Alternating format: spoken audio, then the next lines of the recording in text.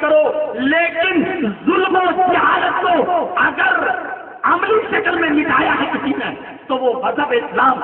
آپ غور کریں تو اسلام کی ایسی بے شمار مثالیں آپ کو مل جائیں گی جو ظلم و ستم کو مٹا رہی ہے، جو ظلم و ستم کو ختم کر رہی ہے. جیسے یہی ظلم دیکھ لو، ایک یہودی بچے نے حضرت عمر ابن عاص سے ایک یہودی بچے کو کوڑا مارا تھا. حضرت عمر فاروق نے فوراً اس کو سزا دی. یہ عملی کارنامہ اگر انجام دیا ہے تو جناب محمد رسول اللہ نے اور بول جاؤ اس باتیں کو کہ آپ اپنی بیٹی کے سلسلے میں کہا تھا کہ لو انا فاطمہ بنت محمد سارا قتل قطعت یدہا، اگر آج اس کی جگہ پر میری بیٹی فاطمہ بھی چوری کرتی تو میں اس کا بھی ہاتھ کاٹ ڈالتا. یہ دین عدل ہے، دین عدل. ایک واقعہ دین عدل کے تعلق، دین تقویٰ بھی ہے اسلام، دین توحید، دین رسالت، دین مساوات اور دین عدل اور دین تقویٰ. تقویٰ کہتے ہیں ہر قسم کی چھوٹی یا بری برائی سے اپنے آپ کو بچا لینا. حضرت عمر فاروق نے عمر ابن کعب سے پوچھا تھا کہ تقویٰ کیسے کہتے ہیں، تو کہا تھا کہ کبھی جنگل میں نہیں چلتے ہو، جیسے جنگلوں میں کانٹے بچھے ہوں اور کانٹوں سے بچ بچ کے چلتے ہو کہ کوئی کانٹا میرے پیر میں لگ نہ جائے، ایسی دنیا میں گناہ کا جال بچھا ہوا ہے. گناہوں سے بچ بچ کے گزر جاؤ، گناہوں سے بچ بچ کے گزر جاؤ. یہی تقویٰ ہے، یہی تقویٰ ہے. تو میرے بھائیوں، اسلامی دین تقویٰ ہے. جتنا تقویٰ کا حکم اور پارسائی اور شرم و حیا کی تعلیم یہ اسلام دیتا ہے، دنیا کے کسی مذہب میں نہیں ملے گی. آپ دیکھ لیجیے بابا رام دیو بھی ہمیں آستھا چینل پر لیکچر دیتے ہیں. عورتیں بیٹھی ہوتی ہیں یا آدمی بیٹھے ہوتے ہیں اور ان کا لیکچر چلتا ہے. آسا رام بابو جی کا میں نے آستھا چینل پر پروچن سنا. عورتیں بیٹھی رہتی ہیں، آدمی. اور جینیوں میں آپ چلے جائیے، باقاعدہ عورتیں اپنے بابا کے پیچھے پیچھے چل رہی ہیں. لیکن اسلام نے کس پارسائی کا حکم دیا ہے. اور آئے مسجدوں میں بھی آئے، جلسوں میں بھی آئے، لیکن اس کا میدان الگ ہے. وہ مرد کے ساتھ نہیں بیٹھ سکتی ہے، اس کے لیے احکام الگ جاری کیے ہیں اسلام نے. کوئی بھی عورت خوشبو لگا کر گھر سے باہر نہ نکلے. خوشبو لگا کر جب نکلے گی تو ظاہر بات ہے کہ خوشبو اڑے گی، اور جب خوشبو اڑے گی تو آدمی دیکھے گا، اڑے گا. اسلام نے کہیں منع نہیں کیا.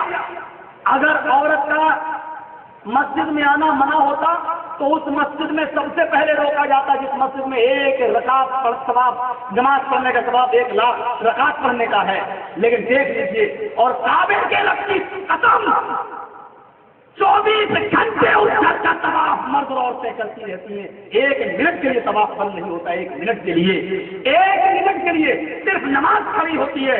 جہاں آدمی طواف کر رہا ہے وہیں رک گیا اور وہیں پر وہ نماز پڑھا، اور جیسے امام نے کہا السلام علیکم ورحمۃ اللہ، اور پھر طواف شروع ہو گیا. 24 گھنٹے میں 1 سیکنڈ کے لیے بھی طواف رکتا رہتے. طواف مرد اور عورتیں اس گھر کا طواف کرتی رہتی ہے، اس گھر کا. میرے بھائیوں، اور قیامت کی صبح تک اس گھر کا طواف ہوتا رہے گا، اللہ کا نام لیا جاتا رہے گا، اس گھر کے چکر لگتے رہیں گے. اس گھر کے چکر لوگ کتنا ہی کہتے رہے ہمارے فلاں جگہ چلے جاؤ 7 مرتبہ تو 1 حج کا ثواب مل جائے گا. وہ تم اپنے گھر میں لڑو. یہ سارے داستانیں اسلام کے اندر نہیں ہے. اسلام دین تقویٰ ہے اور ایسا تقویٰ کا حکم دیتا ہے. قل للمؤمنات یغضضن من ابصارهن ویحفظن فروجهن ولا یبدین زینتهن. غور کرو قرآن کی آیتوں پر. اے نبی عورتوں سے کہہ دو، میڈیا والوں لکھو، اسلام نے عورتوں کو گھر کے اندر قید کہاں کیا ہے؟ قرآن کیا کہہ رہا ہے؟ اے نبی مومن عورتوں سے کہہ دو یغضضن من ابصارهن، جب وہ اپنی ضروریات کے مطابق گھر سے نکلیں تو وہ اپنی نگاہیں نیچی رکھا کریں. اپنی نگاہیں نیچی رکھا کریں. بتاؤ کون سا ظلم کر دیا اسلام نے؟ اسلام تو عورتوں کو تعلیم دے رہا ہے کہ تمہاری عزت و آبرو کی حفاظت تبھی ہوگی جب تم اپنی نگاہوں کو نیچے رکھو گی. اور غور کرنا بیچ میں کون سی چیز اللہ پیش کر رہا ہے؟ وَيَحْفَظْنَ فُرُوجَهُنَّ، اور اپنے گفتان کی رکشا کریں، اپنے شرمگاہ کی حفاظت کریں. اور تیسرے نمبر پہ اللہ نے کیا کہا؟ وَلَا يُبْدِينَ زینت کو، اپنے پناہ و سنگار کو وہ ظاہر نہ کریں، یعنی غیر مردوں کو نہ دکھائیں۔ اور کر رہے ہیں آپ، تین چیزیں ہیں۔ پہلی چیز نگاہیں نیچی رکھو، بیچ میں کیا؟ تیسری چیز شرمگاہ کی حفاظت کرو، اور تیسری چیز کیا ہے؟ تیسری چیز اپنے زیب و زینت کو غیر مردوں کو ظاہر مت کرو، دوسروں کو دکھاؤ نہیں، یعنی اپنے شوہر کے سامنے زیب و زینت کے ساتھ تم آ سکتی ہو لیکن غیر مردوں کے سامنے ظاہر نہ کرو۔ ایسا لگ رہا ہے جیسے کوئی منسٹر بیچ میں ہو اور دائیں اس کا باڈی گارڈ ہو اور بائیں اس کا باڈی گارڈ ہو۔ ایک بڑا آدمی بیچ میں ہے اور دائیں باڈی گارڈ بائیں باڈی گارڈ، اس کا مطلب یہ ہے کہ دائیں ایک باڈی گارڈ ہے، بائیں ایک باڈی گارڈ ہے۔ یہ دونوں باڈی گارڈ بندوق لیے میرے سامنے کھڑے ہیں، جب تک یہ دونوں لگے ہیں کوئی دشمن میرے اوپر حملہ کرنے کی ضرورت نہیں کر رہا ہے۔ یہ دونوں باڈی گارڈ ہٹ گئے، کوئی بھی مجھے مار سکتا ہے، کوئی بھی شوٹ کر سکتا ہے، کیونکہ اس کو ڈر ہی نہیں رہے گا، خوف ہی نہیں رہے گا اپنی جان کا۔ گویا کہ اللہ نے اسی طریقے سے بتایا ہے، عورتوں تمہاری سب سے زیادہ قیمتی اور عزیز چیز بیچ کی شرمگاہ ہے، اور یہ دونوں چیزیں باڈی گارڈ ہے۔ نظروں کو نیچا رکھنا اور زیب و زینت کو غیر مردوں سے ظاہر کے سامنے ظاہر مت کرنا، اور بیچ میں شرمگاہ کی حفاظت کرنا۔ اگر تم نے اپنی نظروں کو نیچے رکھنا چھوڑ دیا اور زیب و زینت کو غیر مردوں کے سامنے اگر دکھانا شروع کر دیا تو بیچ والی چیز تمہاری محفوظ نہیں رہے گی، اور درندے اس کو پاس کر دیں گے اور تار کر دیں گے۔ بیچ والی چیز کو اگر اپنی شرمگاہ کو تمہیں بچانا ہے درندوں سے تو اپنے باڈی گارڈوں کو اپنے ساتھ رکھو، یعنی نگاہوں کو نیچے رکھو اور اپنے بناؤ سنگار کو، کریم پاؤڈر لپسٹک اور لالی اور زیب و زینت سونے اور چاندی کے زیورات کو غیر مردوں کے سامنے ظاہر نہ کرو۔ یہ دونوں چیزیں باڈی گارڈ ہیں۔ اگر یہ دونوں چیزیں ہٹ گئی جیسے آج ہوا نا، اب ظاہر بات ہے آپ ہی فیصلہ کر کے بتائیں، اور میڈیا والے بھی ہیں، پرشاسن والے بھی ہیں، اور ہمارے بہت سے اچھے محکمے پر بہت اونچے لوگ ہیں۔ میں ایک سوال کوشچن کرتا ہوں دل سے وہ جواب دیں، اسلام کا چہرہ دیکھ کر نہیں، میرا چہرہ دیکھ کر نہیں۔ دو سگی بہنیں جا رہی ہیں، دونوں بلا کی خوبصورت ہیں، دونوں جوان ہیں، اور دونوں ہی سگی بہنیں خوبصورت ہیں اور بہت حسین و جمیل ہیں۔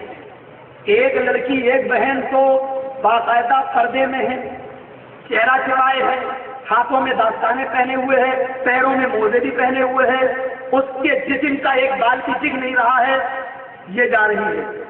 اور اسی کی دوسری بہن بالکل اس کے بلوم ہے، الٹا ہے، اپوزٹ ہے۔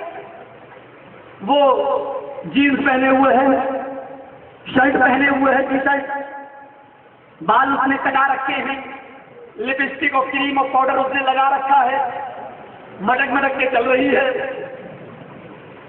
اور چوراہے پر کچھ چھچورے لڑکے کھڑے ہوئے ہیں۔